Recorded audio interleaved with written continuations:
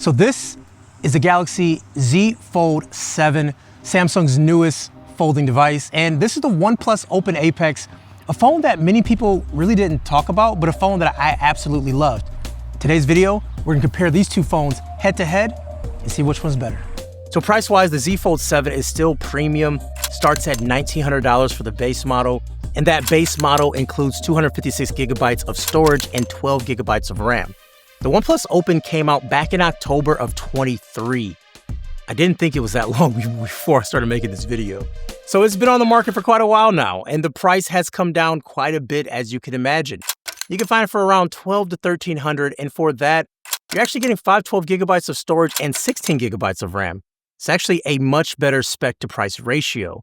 When it first launched, the OnePlus Open was priced at $1,700, so it's seen a solid discount over time.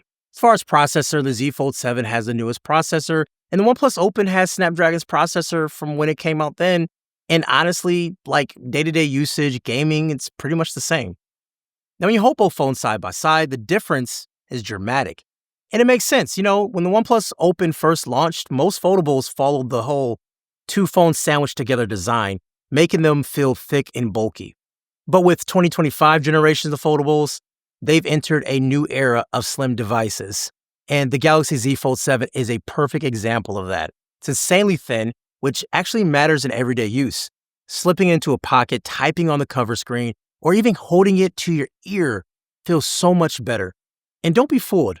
Thinner doesn't mean fragile. Samsung reinforced the Fold 7 top to bottom with an Armor Flex hinge, Gorilla Glass ceramic too, and an Armor aluminum frame.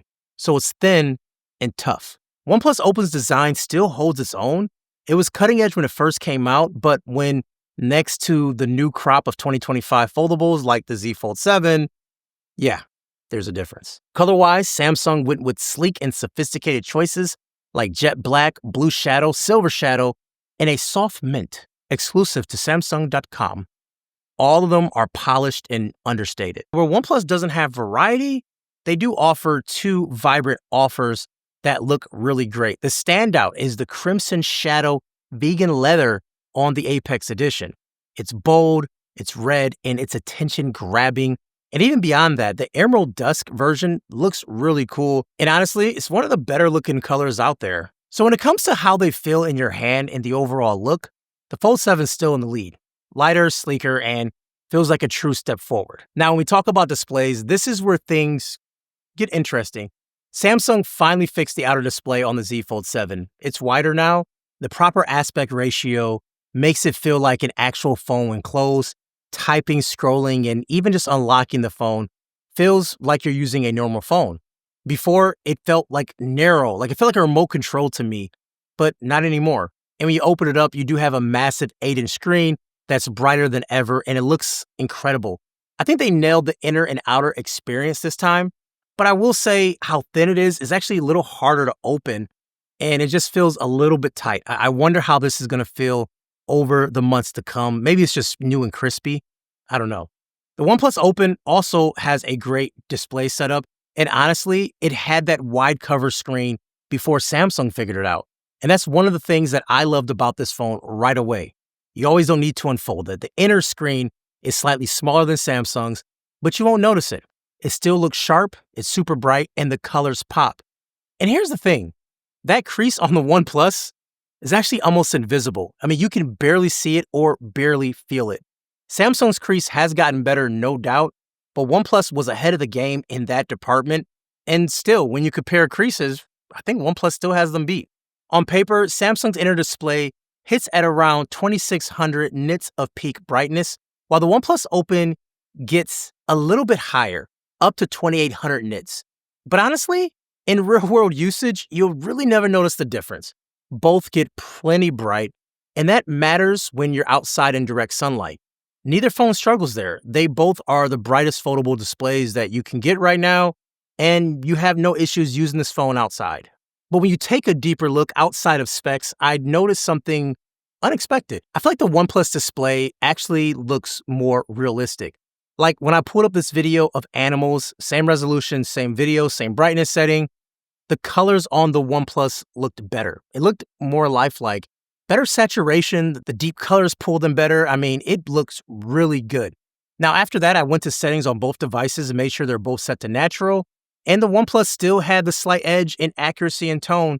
And I was really shocked. It's one of the better looking displays I've seen on any phone, foldable or not. So in terms of screen quality and daily usage, both phones are excellent. But if you're a display nerd like me, the OnePlus might actually catch you off guard in the best way. I'm not gonna talk too much about camera specs and stuff like that because no one really cares about the specs, but we gotta talk about how they actually work. And the Z Fold 7's camera setup finally feels flagship.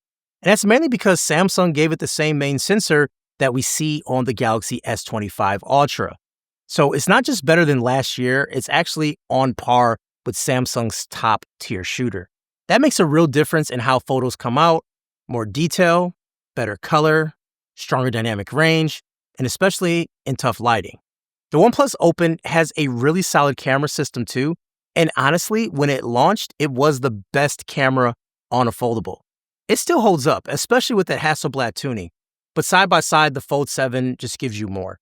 You notice it in skin tones, shadows, and even zoom shots. It's cleaner, more consistent, and the colors are better.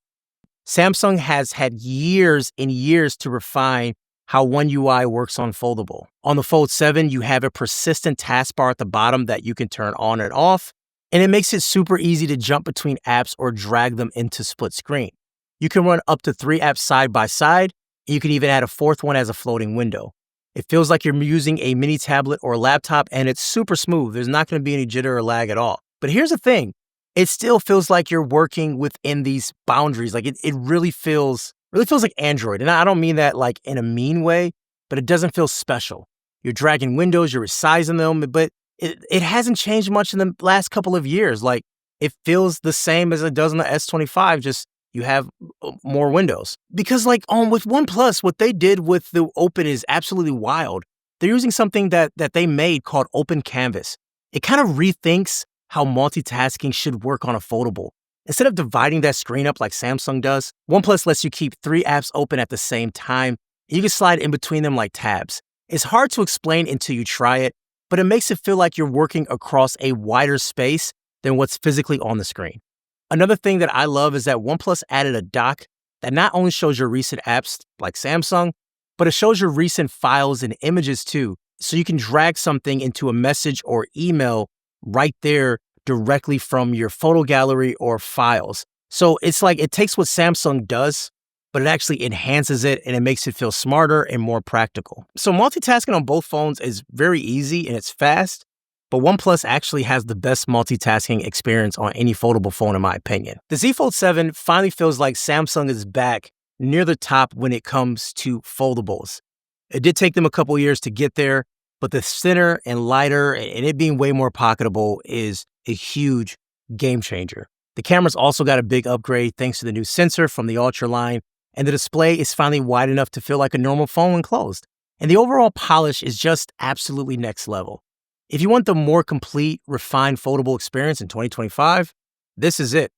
But OnePlus still deserves a lot of credit. The Open came out swinging, and even now, it holds up in the big way nearly 2 years later. The display still looks incredible, and the Crimson Shadow design is really great. Multitasking, no one is touching what OnePlus is doing right here. And also, they have a VIP switch on the OnePlus Open Apex Limited Edition, which enhances your security even more. And honestly, this is getting me more excited to hear about the OnePlus Open 2. Hasn't been announced, hasn't really been rumored, but man, if the OnePlus Open still holds its own against the best foldable today, nearly 2 years later, man, that OnePlus Open 2 gonna be nice. Kevin the Tech Ninja, hopefully you enjoyed the video. Like and subscribe. Talk to you guys later.